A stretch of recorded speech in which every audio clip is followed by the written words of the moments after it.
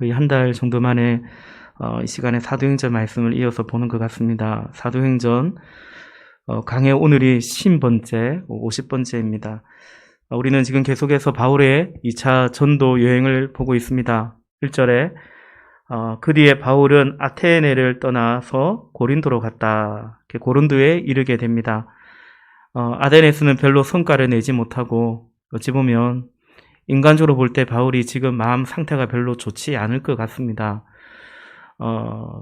고린도 아테네에서의 사역에 열매도 별로 없었고 또 여전히 그 앞서 베레아에서 급히 도피하다가 헤어지게 되었던 동역자 실라와 디모데는 여전히 같이 함께 하지 못하고 그런 염려 내지는 그런 마음이 바울의 마음이었을 것입니다.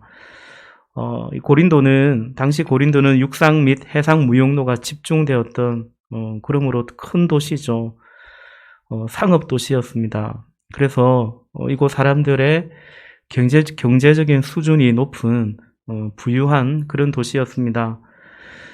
여러분, 사람이 부유해지면 그 나라가 혹은 그 도시가 부유해지면 어떤 현상이 나타나는가? 여유롭고 윤택하게 생활을 하게 되죠. 그런데 문제는 보면 그렇지 않습니까? 윤리적으로, 도덕적으로 타락을 하게 되더라라는 것입니다. 그 가운데 핵심은 성적인 그런 음란한 성적인 타락입니다. 고린도 역시 그러했습니다. 그래서 당시에 사람들이 누군가가 참 성적으로 타락했다라고 싶으면 성적으로 타락한 사람들을 지칭할 때 부르던 말이 저 사람 고린도 사람이 다 됐구만, 이런 말이었다고 합니다. 굉장히 모욕적인 말이죠. 그 정도로 고린도가 당시에 그렇게 사람들로부터 인식될 정도였습니다. 또한 이곳은 많은 이방 신전들이 있는 그런 도시였습니다. 사도 바울은 앞서 그 아덴에서 그것을 보았죠. 이 고린도가 그 아테네 못지않게 우상 숭배가 넘쳐났던, 그리고 음란한 그런 도시였습니다.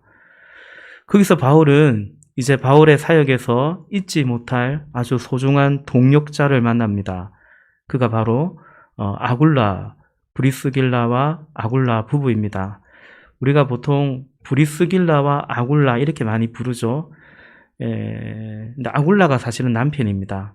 아마 사역에 더 적극성을 띈 분이 브리스길라 그의 아내였던 것 같습니다. 그래서 성경에 보면 브리스길라가 더 앞에 기록되는 경우가 또 많이 있습니다.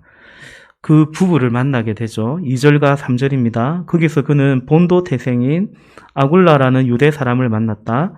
아굴라는 글라우디오 황제가 모든 유대 사람에게 로마를 떠나라는 칙령을 내렸기 때문에 얼마 전에 그의 아내 브리스길라와 함께 이탈리아에서 온 사람이다. 바울은 그들을 찾아갔는데 3절 생업이 서로 같으므로 바울은 그들 집에 묵으면서 함께 일을 하였다. 그들의 직업은 천막을 만드는 일이었다. 아멘.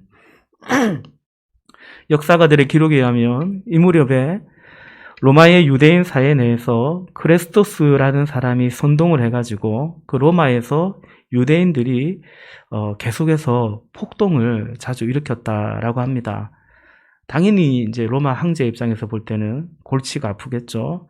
결국 그러다가 주 49년에 오늘 본문에도 나와 있는 것처럼 글라우디오 로마 황제가 로마에 거하던 유대인들을 대거 추방하게 됐는데 이 아굴라 부부도 그때 로마를 떠나 여기 고린도에 이렇게 정착해 있었던 것이죠. 한 가지 눈여겨볼 것은 본문에서 바울과 아굴라 부부가 만나는데요. 본문에서도 그리고 바울의 그 어떤 서신서에서도 이들이 이 아굴라 부부가 바울에 의해서 예수님을 믿게 되었다. 바울에 의해서 바울의 전도를 받아서 개종을 하게 되었다. 그런 식으로 언급되어 있지 않다라는 것입니다. 그러니까 아마도 이들은 오늘 바울을 만나기 전에, 고린도에 오기 전에 아마 로마에서부터 이미 예수님을, 그리스도를 믿고 있었던 것으로 보입니다. 물론 바울과 함께 있으면서 훨씬 더 바울로부터 복음을 더 깊이 또 배우고 그들이 새겼을 것입니다. 3절에 보면 그들의 직업은 천막을 만드는 일이었는데, 그런데 바울과 이들이 생업이 서로 같았다, 이렇게 기록되어 있습니다. 여러분 좀 의아스럽지 않습니까? 우리 흔히 바울이 텐트 메이커였다, 천막을 치는 일을 했다라고 생각하지만, 그러나 어찌 보면 바울은 그 당시 가말리알 문화생으로서 정말 엘리트 학자였고 장래가 촉망되는 그런 이제 형제였고, 그리고 이제는 예수님을 만난 이후로는 이 전도자가 되어 있는데 생업이 같았다. 이들의 직업이 뭡니까? 이들의 직업은 천막을 만드는 일인데, 근데 이 아굴라 부부랑 생업이 같았다라는 이 말이 좀 의아스럽지 않나라는 거죠. 여러분, 유대인들은 그 자녀들에게 신앙과 전통을 가르칠 뿐만 아니라 보통 유대인들은 그 자녀들에게 기술을 한 가지씩 또 그렇게 가르쳤다라고 합니다. 그래서 차후에 우리가 살다 보면 무슨 일이 있을지 모르지 않습니까? 차후에 생계 유지에 보탬이 되도록 그렇게 기술을 가르치는 그 간섭이 있었는데, 아마도 바울은 그렇게 이렇게 천막을 만드는 그런 일을 배웠던 것 같습니다. 그래서 바울이 이 낯선 고린도에 당도하자마자 이제는 동역자도 없고 생계도 막막하고 또 안디옥으로부터 떠난 지도 제법 오래되었기 때문에 이제 바울이 뭔가 일을 해야만 살아갈 수 있는, 생계를 유지할 수 있는, 그래서 바울이 자기가 가지고 있는 기술인 그 천막 만드는 그 기술로 어디 일할 곳이 없나라고 이렇게 수소문을 하다가, 그래야 바울이 그 일을 하는 사람을 찾아가게 되죠. 2절 끝에 보면 바울이 그들을 찾아갔다라고 적혀 있습니다. 그런데 마침 찾아간 사람이 누구냐면 이 브리스길라와 아굴라 부부였다라는 것입니다. 바울은 이제 여기 고린도에 이어서 그 다음에 고린도를 떠나서 이제 겐그리아 그리고 에베소를 잠시 거쳐서 다시 원래 떠나왔던 안디옥으로 돌아가는데요. 그런데 이제 바울이 그 다음 머무는 또 이제 그의 행적이 기록된 분량으로 볼 때는 겐그리아나 에베소는 잠시 거쳐가는 곳이고, 2차 전도 여행만으로 봤을 때 거의 끝무렵이 되는 것이 마지막 사역지가, 전도지가 되는 것이 여기 고린도라고 그렇게도 볼 수 있습니다. 이 말씀을 준비하면서 이런 묵상이 듭니다. 여러분, 2차 전도 여행을 출발할 때 바울이 어떻게 출발합니까? 1차 전도 여행을 같이 했고 바울의 참 귀한 믿음의 선배요 동역자였던 바나바와 다투고 바나바와 결별하면서 2차 전도 여행이 이제 바울은 신라와 함께 이렇게 출발했더랬죠. 그리하여 신라와 함께 출발했던 바울이 가장 먼저 당도한 곳이, 이런 곳이 더베와 루스드로였는데요. 거기서 바울은 디모데를 만나고 디모데가 이제 바울과 합류합니다. 디모데는 어떤 동역자입니까? 빌립보서 2장 20절 보니까 나에게는 디모데와 같은 마음으로 진심으로 여러분의 형편을 염려하여 줄 사람이 아무도 없습니다. 말합니다. 또 빌립보서 2장 22절에 보면 그는 자식이 아버지에게 하듯이 복음을 위하여 나와 함께 봉사하였습니다. 라고 말합니다. 그 귀한 동역자를, 영적인 아들을 만나게 되죠.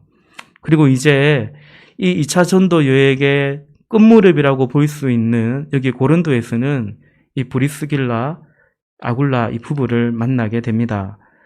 브리스길라, 아굴라 이 부부는 바울에게 어떤 사람이었는가? 로마서 16장 3절과 4절에 보면 그리스도 예수 안에서 나의 동역자인 브리스가와 아굴라에게 문안하여 주십시오. 그들은 생명의 위험을 무릅쓰고 내 목숨을 구해준 사람들입니다. 그렇게 또 고백합니다.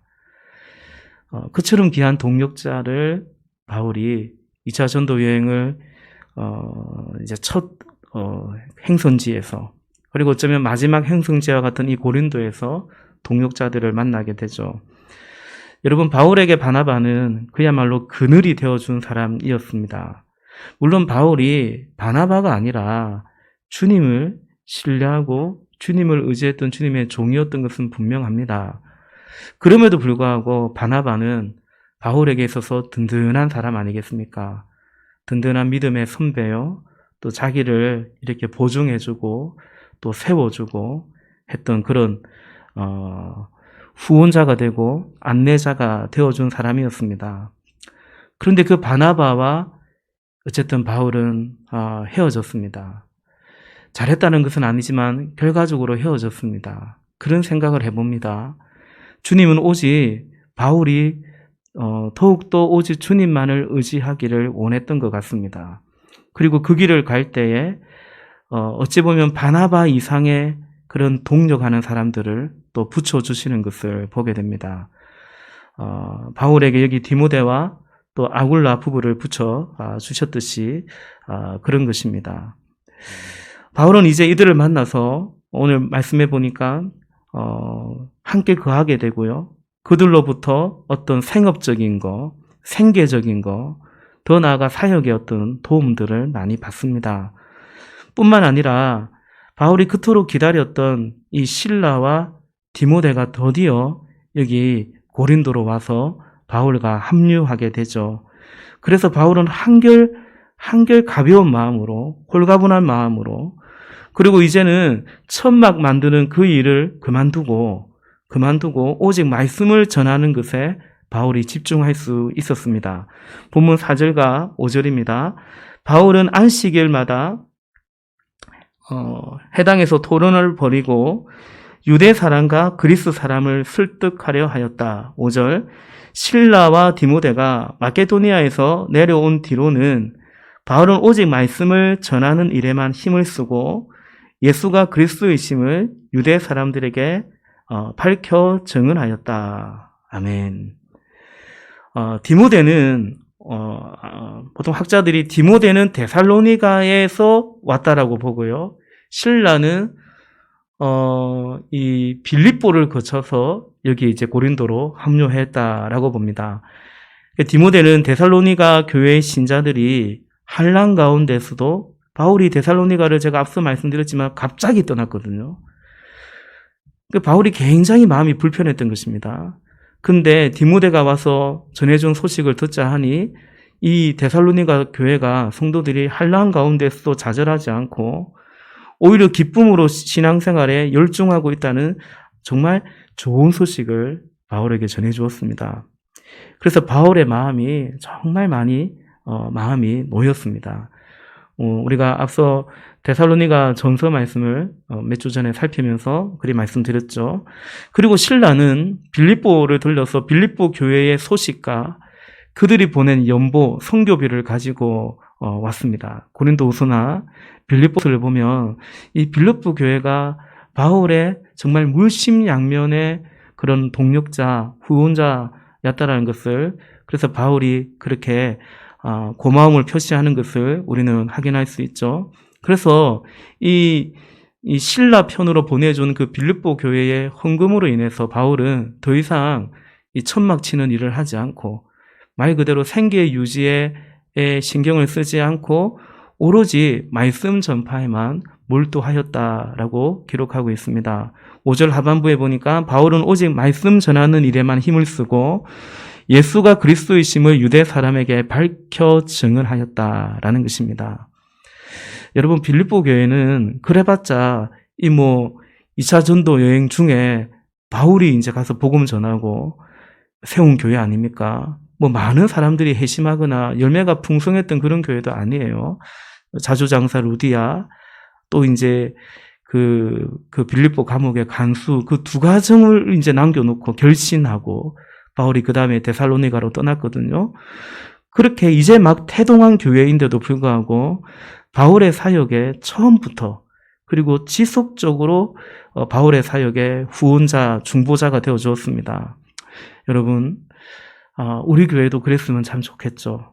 우리 교회도 선교사님들에게 그러한 물심양면의 후원자, 중보자가 되어서 우리 선교사님들이 이렇게 선교 사역에 더 이렇게 집중할 수 있고 몰입할 수 있도록 그렇게 쓰임받는 빌립보 교회 같은 그런 교회가 되었으면 좋겠습니다.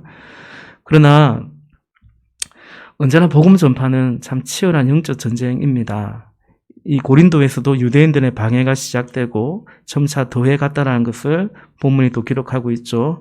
우리 6절입니다. 6절 말씀 같이 읽어보겠습니다. 6절 시작.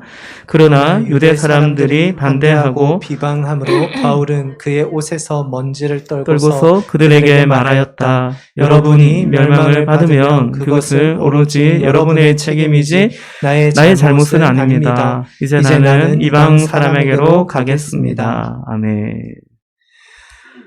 여러분, 유대인들의 해방에 바울은 초지일관 같은 태도를 취하는 것을 보게 되죠. 그들에게 사정하거나 혹은 그들과 타협하지 않습니다. 또한 그들 때문에 낙심하거나 좌절하거나 그러지도 않았습니다. 바울은 오늘 6절에 있는 것처럼 당당하게 그리고 담대하게 또 다른 곳으로 가서 복음을 전하겠노라 그렇게 외치고 떠났죠. 계속해서 7절과 8절입니다. 바울은 그 길을 떠나서 디디오 유스도라는 사람의 집으로 갔는데 그는 이방 사람으로서 하나님을 공경하는 사람이고 그의 집은 바로 해당 옆에 있었다. 8절 해당장인 그리스도는 그의 온 집안 식구와 함께 주님을 믿는 신자가 되었다. 그리고 고린도 사람 가운데에서도 많은 사람이 바울의 말을 듣고서 믿고 세례를 받았다. 아멘. 바울은 이제 그 해당을 떠납니다. 그리고 디디오 유스도라는 사람의 집으로 갔는데 마침 그 사람 집이 해당 바로 옆에 있었다 기록하고 있어요. 여전히 바울이 복음을 전하는데 해당에서 쫓겨난 바울인데 어찌된 영문인지 해당장 그리스도가 온 가족과 함께 주를 맺었다라는 것입니다.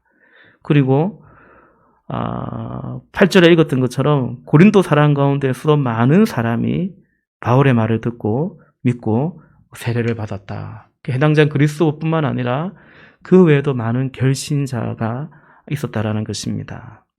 비록 유대인들의 방해 때문에 더 이상 해당에서 말씀을 전하지는 못했을지라도 복음의 열매는 여전히 바울은 말씀을 전했고 그리고 복음의 열매가 풍성히 맺혀져 갔다라는 것입니다. 그런데 여러분 9절 이하를 보면 이런 8절까지의 분위기와는 좀 달리 주님이 한상 가운데 나타나셔서 바울에게 다음과 같이 말을 하지요. 우리 9절과 10절 같이 한번 읽어보겠습니다. 9절 시작. 그런데 어느 날 밤에 한상 가운데 주님께서 바울에게 말씀하셨다. 무서워하지 말아라. 잠자코 있지 말고 끊임없이 말하여라.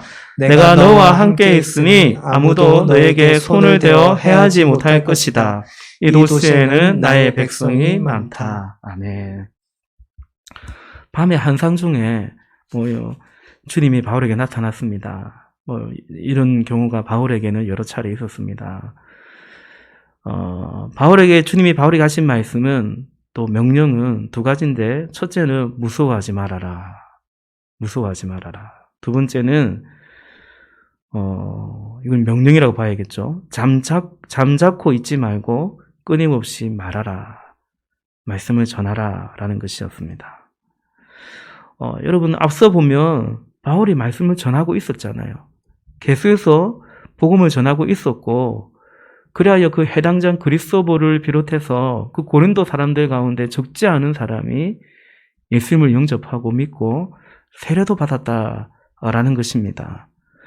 그런데 주님은 어찌 보면 좀 엉뚱하게처럼 지금 이 흐름과 맞지 않게 밤에 한상 중에 나타나서 바울이 잘 말하고 있는데 전도도 잘 되고 있는데 비록 유대인들이 방해는 있었지만 그런데 주님이 바울에게 한상 중에 나타나셔서 무서워하지 말고 잠잠하지 말고 계속 말하라. 왜 주님이 그렇게 하셨을까? 여러분 주님이 틀리시지 않죠. 주님이 헛다리 짚지 않으십니다. 실제로 바울이 무서워하고 있었습니다. 무서워했습니다. 두려워서 떨고 있었던 것이 맞습니다. 훗날 바울이 고린도 교회에 편지를 보낼 때 자신이 그랬다는 것을 고백하죠. 고린도전서 2장 3절 말씀에 보면 내가 여러분과 함께 있을 때에, 내가 고린도에 있을 때 나는 약하였으며 두려워하였으며 무척 떨었습니다. 라고 고백합니다.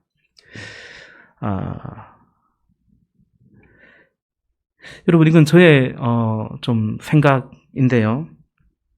바울이 시간이 지날수록 이렇게 해당에서 쫓겨나고 해방하고 반대하는 자들이 있고, 그럼에도 바울이 말씀을 전했을 때 누굽니까? 디두오 유스도라는 사람의 집에 거하면서 또 해당장 그리스도를 비롯해서 많은 사람의 주를 믿었는데 좋은 거죠. 어찌 보면 감사하고 신이 나는 일인데, 사역자로서, 전도자로서. 근데 바울이 시간이 지날수록 아마 그런 생각을 한 것 같습니다. 데살로니가에서의 일들을 바울이 생각하지 않았나 싶습니다. 우리 앞장 18장 우리가 보는데 앞장 17장 보면요. 17장 4절과 5절에 보면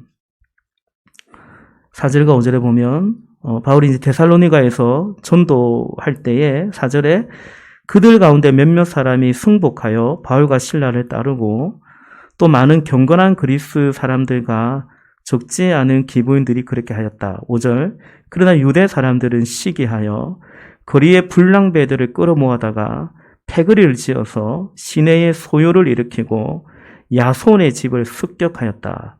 그리고 바울 일행을 끌어다가 군중 앞에 세우려고 찾았다. 여러분, 유대인들이 데살로니가의 그 유대인들이 바울이 거처라고 생각했던 야손의 집을 습격했습니다. 근데 마침 바울이 거기 없었어요. 불량배들이 떼거지로 모여온 거죠. 바울은 거기 없었습니다. 결국 그 다음에 쭉 읽어보면 그래서 야손과 다른 제자들이 큰 고초를 겪는 것을 바울은 데살로니가에서 경험을 했던 것입니다.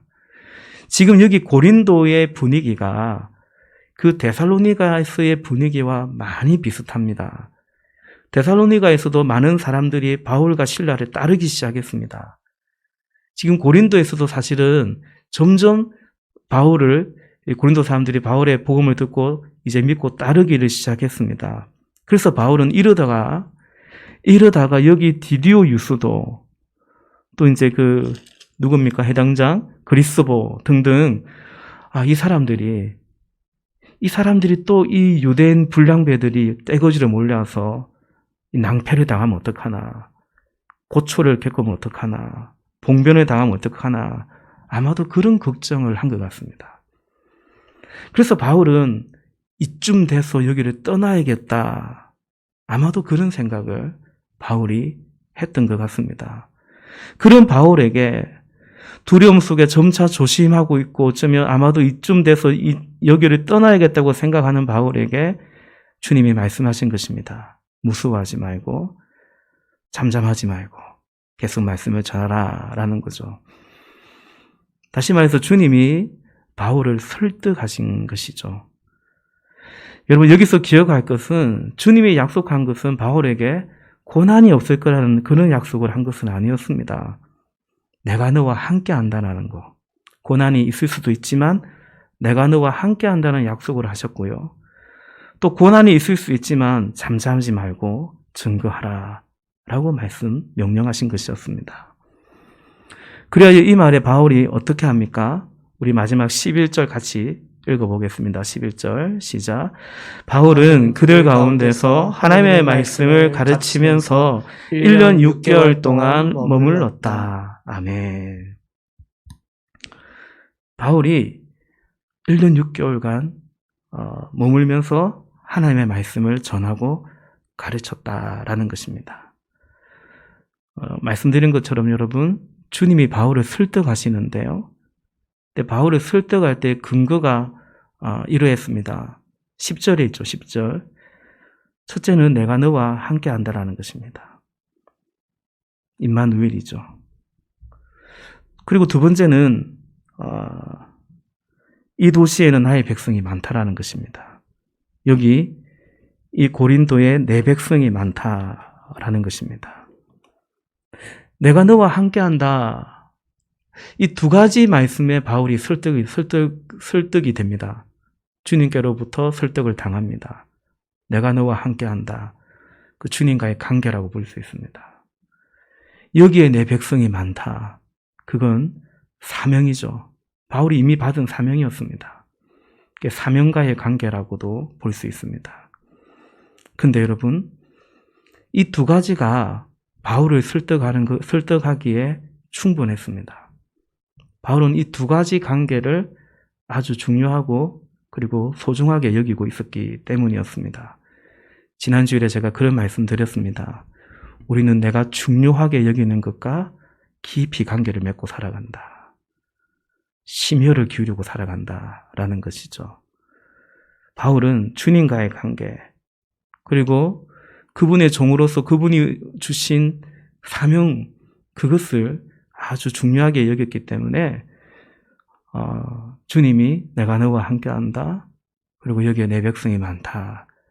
라고 말씀하셨을 때 바울은 그것을 받아들였습니다.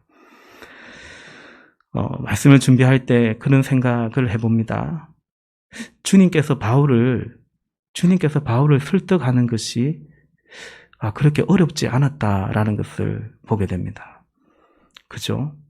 바울은 밤에 한산 가운데 나타나신 그 예수님 말씀에 그걸 그대로 받아들여서 1년 6개월간 그곳에 머물며 하나님의 말씀을 전했지 않습니까? 주님이 바울을 설득하는 것이 별로 어렵지 않았습니다. 가령 여러분, 좀 극단적인 예가 될지 모르겠지만 구약의 요나를 생각해보면 요나 얼마나 힘듭니까? 설득하기가. 그에 비해서 바울은 그냥 말해라. 내가 너와 함께한다. 여기 내 백성이 많다. 너는 이 도시를 이제 떠나려고 할지 모르겠지만 내가 포기하지 않은 사람들이 많다. 주님 말씀하시죠. 여러분, 이 말씀 보면서 우리는 자연스럽게 그런 생각을 해보게 됩니다. 오늘 나는 어떤 사람인가? 나는 어떤 종인가? 나는 주님이 설득하기에 그렇게 어렵지 않은 사람인가? 주님이 말씀하시기에 주님이 당신의 일을 시키시기에 편한 사람인가? 아니면 까다로운 사람인가? 설득하기가 참 어려운 사람인가 생각해 봅니다. 여러분, 주님이 바울을 설득하는 것이 그렇게 어렵지 않은 이유는 바울은 나의 삶 때문에 주님이 존재한다고 생각하지 않고 주를 위해 내가 존재한다고 생각하고 있었기 때문이었습니다. 그게 결정적이었죠. 그러므로 여러분, 가장 중요한 것은 우리가 종이 되는 것입니다. 주님이 종이 되고 주님의 종이 되고 나아가 오늘 나에게 허락하신 사람들에게도 종이 될 수 있어야 합니다.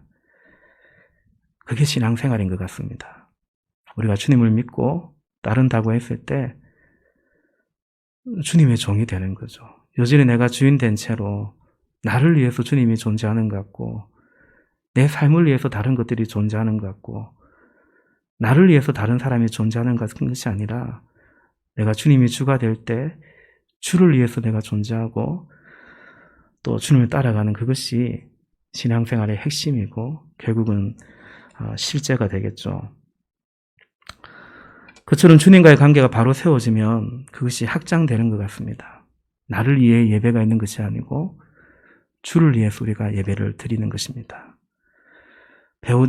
아내와 남편과의 관계에서도 그렇죠?